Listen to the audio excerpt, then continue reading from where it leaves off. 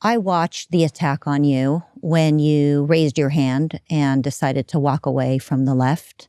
I remember the videos that went viral where you said basically you fit the victim bingo narrative that they wanted and you're walking away. You became more political.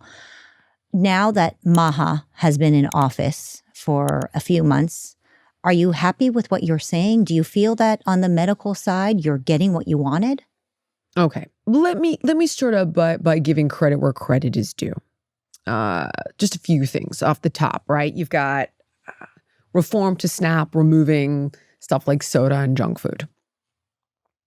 Great. You've got an evaluation of the garbage in baby formula. Overwhelmingly necessary.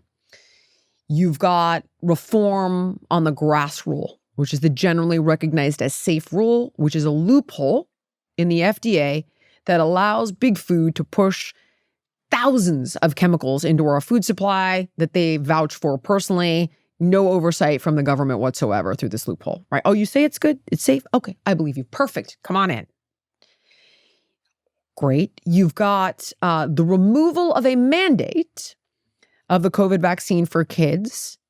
Because if you actually look at the data, it is in fact contraindicated. And this is coming from Dr. Marty Makary and Dr. Jay Bhattacharya, who are in charge of the NIH, the FDA, top-notch education, Stanford, Harvard, like these guys, Johns Hopkins, I believe. Like these guys are, you don't get better than that.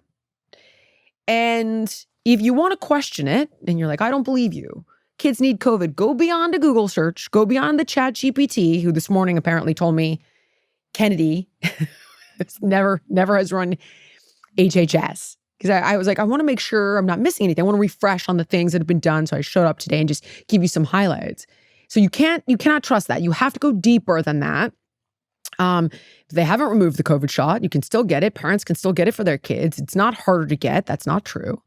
He's done, looking at places that can ban adding fluoride to water. And my God, the narrative around this is bananas. What I would simply ask people to do is a little bit of homework. There's a great episode, by the way, that Huberman did, who's like, talk about, this guy's not political. He did a great episode on fluoride and if it needs to be ingested for oral health, or if it needs to be topically applied. And turns out that it's really just needed topically. I do your own homework on it. But what's really scary, and what I can promise you, is that the fluoride being added to water is not pharmaceutical grade fluoride. So we could even sit here and go, what happens when we get too much? How much is too much? What are the concerns? There's a robust amount of data to show that too much fluoride can actually lower the IQ in our kids. It can have deleterious effects on thyroid function. Very strange that so many women have a thyroid condition around the country. But again, it's conjecture. What I can tell you though is it's toxic waste. Literally. The stuff being added to your water is a byproduct of toxic waste that is sold to municipalities and dumped in your water. Something about that should rub you the wrong way.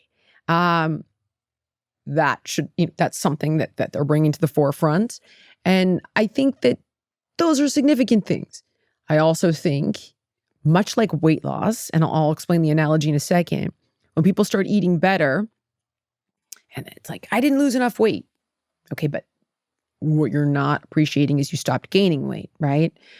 When Xavier Becerra ran HHS, they were trying to remove all age limits for gender-affirming care on kids. Point being, things are not actively getting worse with the current administration as they have been in previous administrations.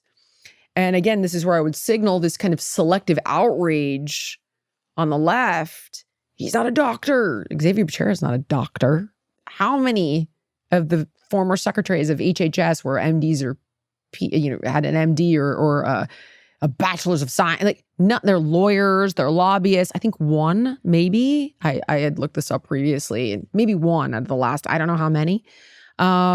It's usually people who understand the issue very well and know how to communicate it to the public, which sometimes experts don't know how to communicate to the public, and so nobody understands anything. Right. Which is exactly the problem and very possibly what the government wants, people not understanding anything. Right. So listen, these are all the things that are moving in the right direction. There are a lot of things that are not getting done.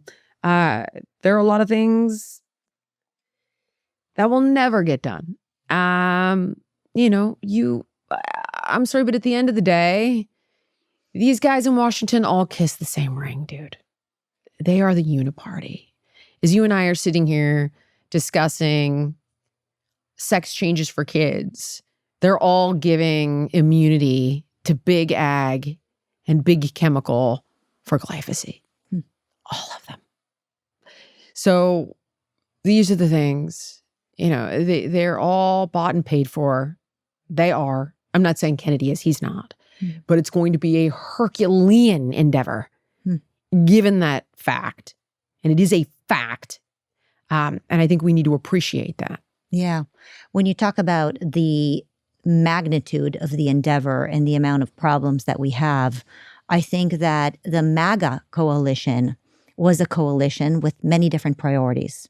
And everybody came in with their own priorities, and now they're expecting that their priorities are going to be prioritized.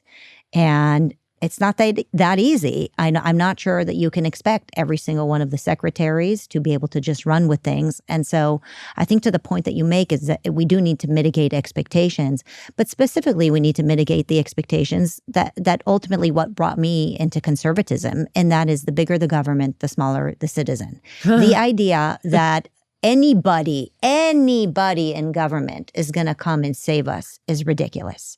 We just need to limit the government. We need them to just not spend more or not pass more laws or not take on more power and ultimately preserve our own power. But as long as we just rely on the government to fix things for us, especially when it comes to health, we're going to continue to be hugely disappointed. I do want more regulation when it comes to health, but hear me out.